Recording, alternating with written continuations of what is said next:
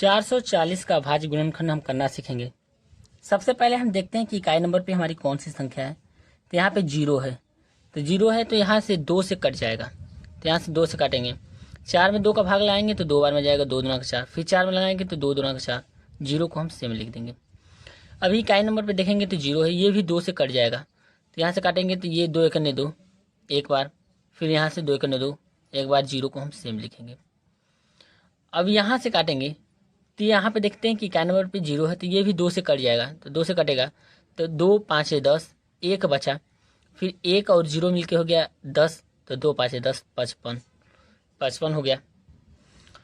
अब यहाँ से 55 को 2 से नहीं काटेंगे क्योंकि इकाई नंबर पे हमारा 5 है, तो यहाँ से 5 से काटेंगे तो ये जाएगा 5 एकन्ने 5 और 5 एकन्ने 5, 11 5 55, और 11 को केवल हम 11 से ही काटेंगे, तो यहाँ से एक बार में ये चला जाएगा।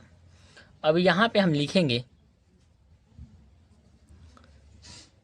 440 का अभाज्य गुणनखंड।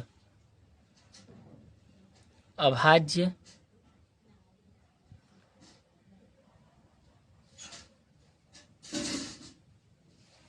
यहाँ से अब देखेंगे 440 का अभाज्य गुणनखंड क्या आया, तो यहाँ पे आया 2 गुणे 2 गुणे 2। अब 5 गुणे 11, तो लिखेंगे 5 गुणे 11 यहाँ से।